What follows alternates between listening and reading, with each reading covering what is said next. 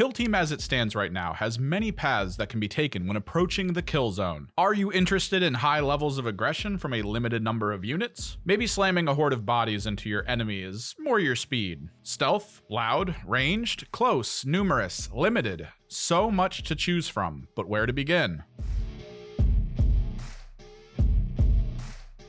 Let's take a look at the Wyrmblade. The Genestealer cult was always interesting to me. Kill Team offered me a chance at diving into their army's stealth tactics, and I gotta say, I love them. The Wyrmblade are found in either the 2022 annual or White Dwarf issue 472 or other places online. Interestingly, they are one of the few factions that has avoided showing up on the data slates, all the way up through the current Q1 2023 release. Also, unlike the other White Dwarf team updates, Games Workshop doesn't view them as a replacement for the Compendium team. The team makeup pushes forward the feeling of ranged, either mid or long. There is a lot of adaptability for melee among the cult agent choices, but the overall melee strength the team possesses is fairly low. Reliance will be on the heavy and medium weapons, along with the shotguns and autoguns. As well, there are 2 ranged cult agents that will probably see more use in most situations. Team-wide, they have access to a very powerful ability: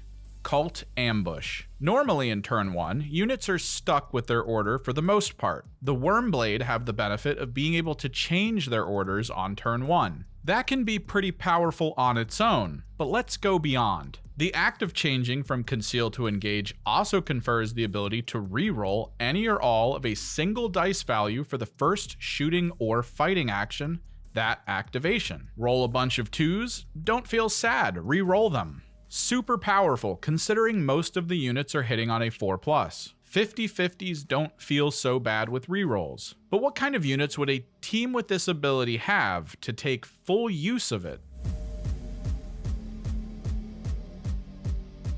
Let's start with the Neophyte leader. 8 wounds, 5+ save, 2 APL. You have to take one, and it exists to fill whatever role you want. He has some good ranged variants if you want to maximize that side of your team with an extra autogun or shotgun. If you want to have some potential melee, there is always the pistol and melee weapon variant. This will limit the damage output to 6 inches for the unit, but the potential damage output from the bolt pistol or even the mastercrafted auto pistol can be higher than the 2-handed variants. And the damage done by the chainsword, power maul, or power pick are all much better than the usual gun butt the rest of the units normally have. Past the adaptability, he comes with a once a turning point ability to allow a unit visible to it to use either the Coiled Serpent tac ploy or the Slink into Darkness tac ploy. More on those later. Let's take a look at the Brood Adepts. 7 health, 5+ save, 2 APL, 2 GA. Standard fare, autogun for ranged, shotgun for close. Considering the army has a big reliance on ambush, don't underestimate the ballistic skill benefit and base damage increase the shotgun comes with. There are a bunch of unit combos that will serve better from closer range than I imagine these 7 health units would like to be, but the 2 GA stat makes them more interesting than units around this quality on other teams. Allowing 2 to go really helps with activation sequences. There is an icon bearer variant for these. It doesn't have the 2 GA, but it does come with some help for capturing points, as well as an enhancement to the Cult Ambush ability.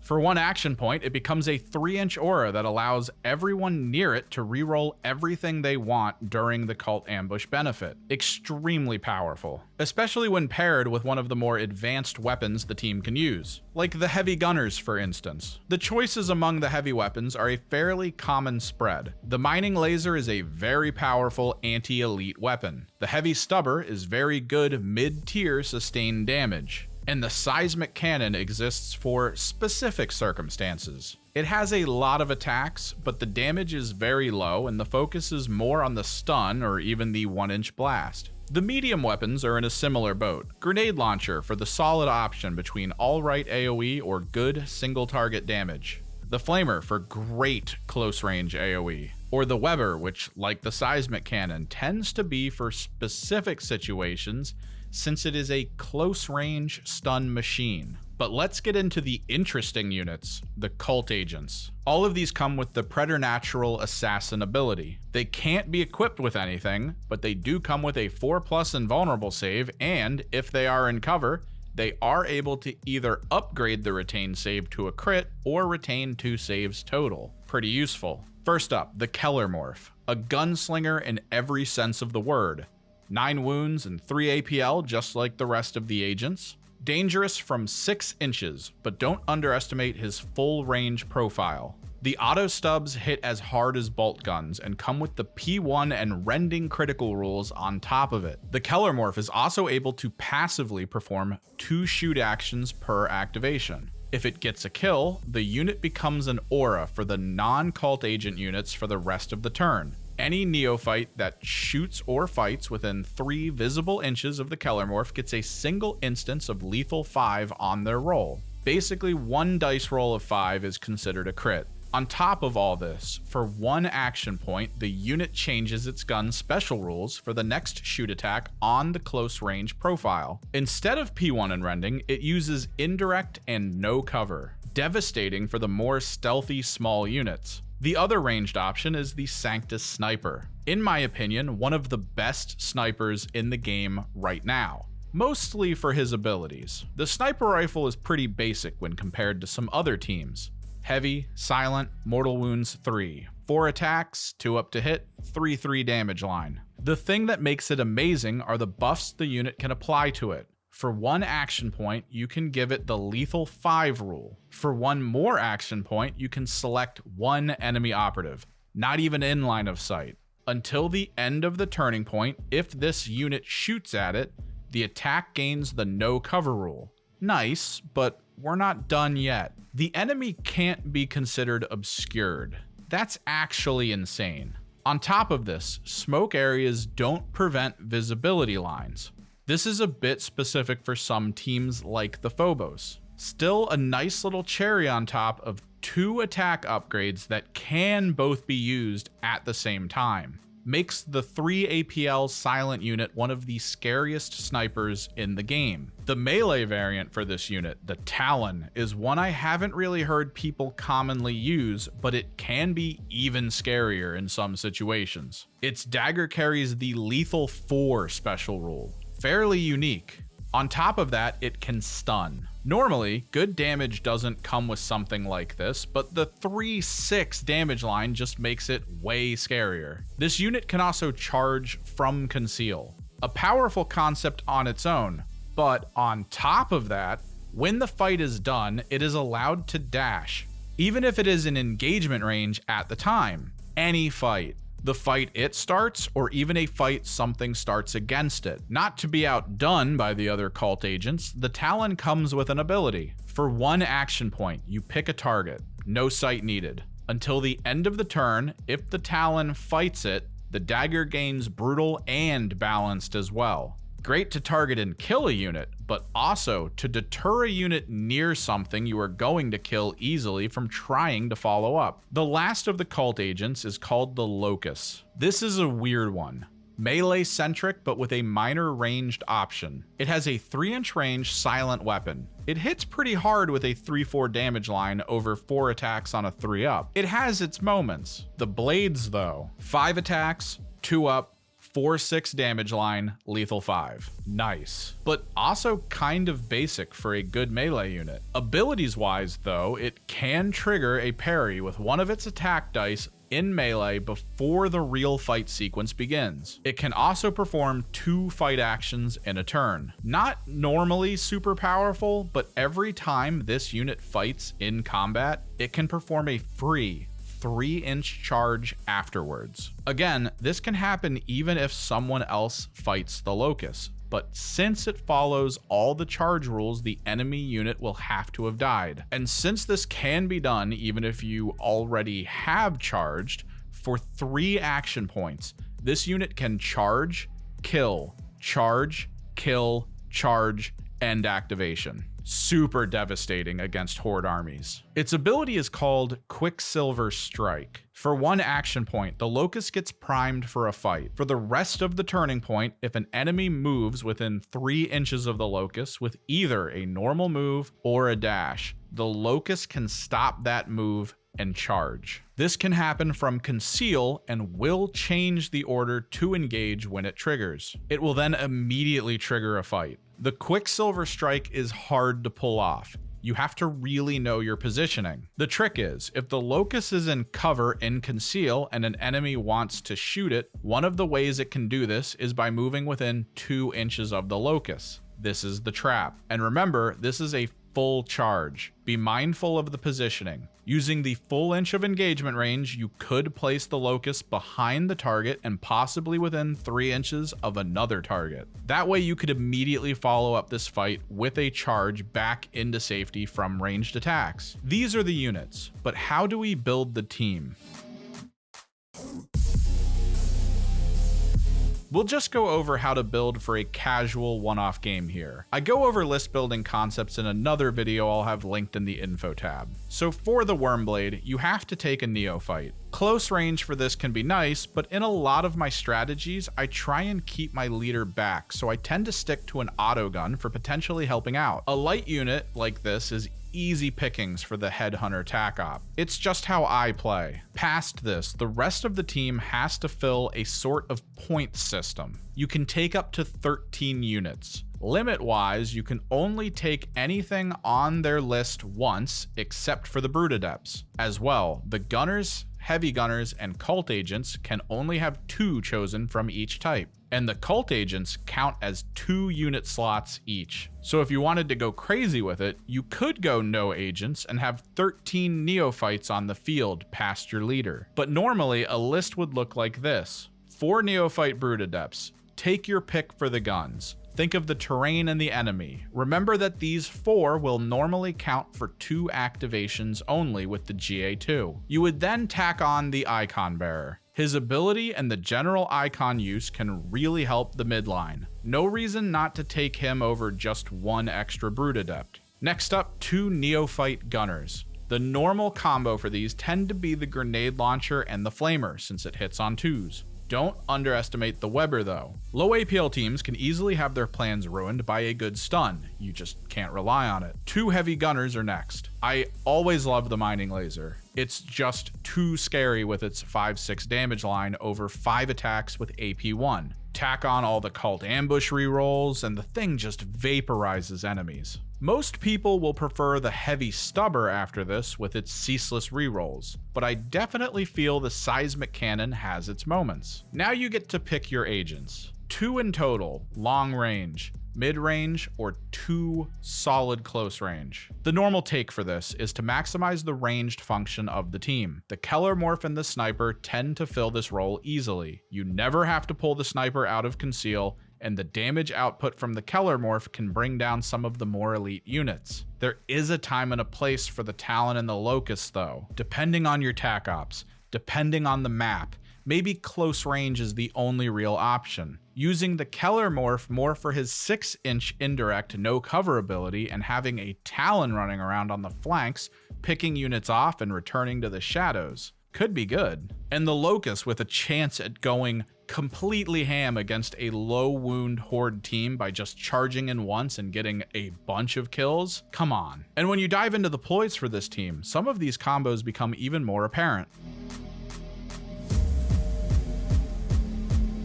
These combos are things I've realized over the course of the games I've played with the Wyrmblade. First up, let's go big. There is an Intercessor out of position from some prior actions. You have an Icon Bearer with its aura active near your Mining Laser, who is ready to go.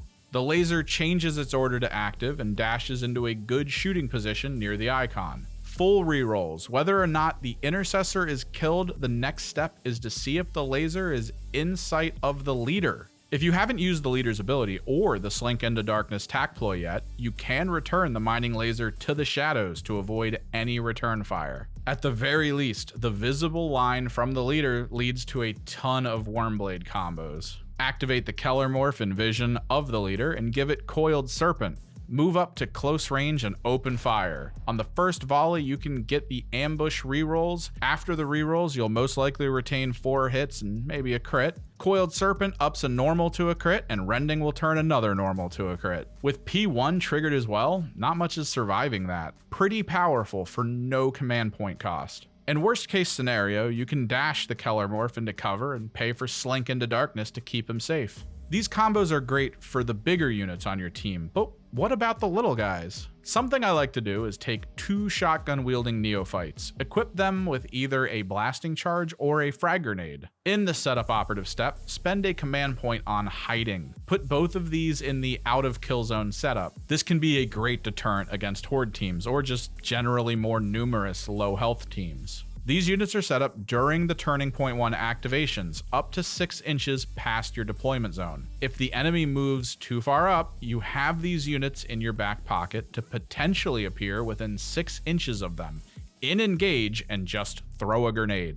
You won't get the ambush rerolls, but the hit chance on grenades are already better than the normal neophyte guns, and since you can do this whenever, it could wait for enough enemies to be in position to take some blast damage. Great for all those cagey start games. Also, you can set them up in conceal, so if your opponent plays smart against this, you can choose to not unleash these units in that way for the turn. Not a complete loss. Sometimes the fear that forces the positioning is enough for the command point cost.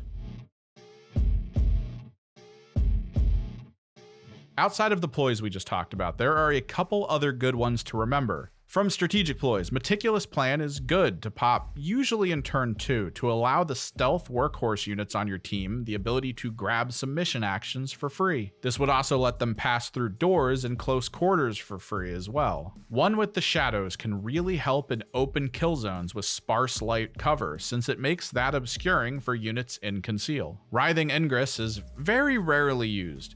It is a very map specific ability. Remember though that in close quarters rules you can't use things like this to go through walls, so it is rendered almost useless. And last for the strat ploys is Crossfire. For turn 2 and beyond, this tends to be a good one. It just makes it so that any follow-up shots on targets get a guaranteed normal hit. This can be good to ensure your assassins get hits, but the way I prefer it is to have the smaller units get the benefit off the assassin targets. Either approach can be fine. From the tac ploys, the only one we didn't talk about is Unquestioning Loyalty. As long as you keep smaller units close to your important units, you can use them as sacrifices in melee combat. Either that or you can use the Locust to take the reins and possibly get a kill. Tac ops wise, there are some fun ones. Nowhere Unreachable is interesting, but it allows your opponent to kind of mess with you too much since they place the token you need to get. Mark for Assassination can be really good with melee focused units like the Talon or the Locust. Just hard to time since you have to mark from within 3 inches. My personal favorite is Perfect Ambush.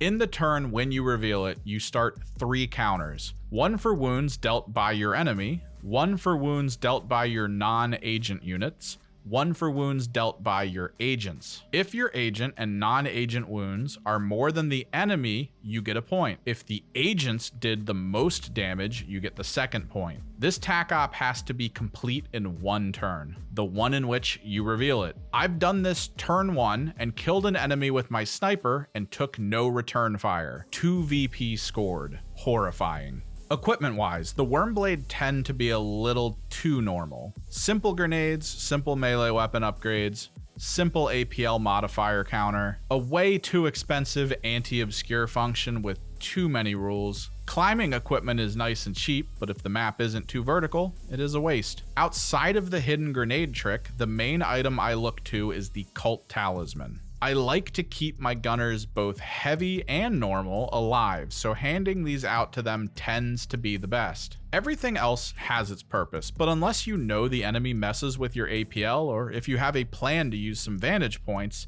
sticking to the grenades and the talismans tends to be good. The knives only really add 1 more attack over the normal gun butts. It will up your melee to 2 average hits more often, but that isn't that great.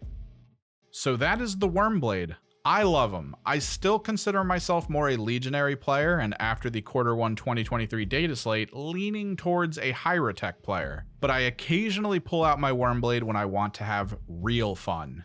Even when losing, I always find that my Wyrmblade just feel great to play. Thanks for watching. If you liked the video and want more tabletop strategy content, don't forget to hit that subscribe button. And if you want to donate to the algorithm gods, hit up that like button as well. If there are any other teams you might be interested in me going over or have any fun Wyrmblade thoughts, let me know in the comments below. As well, I have a Twitter and a community Discord linked in the description. Thanks for watching. I am Kimmerix, and I'll see you in the next one.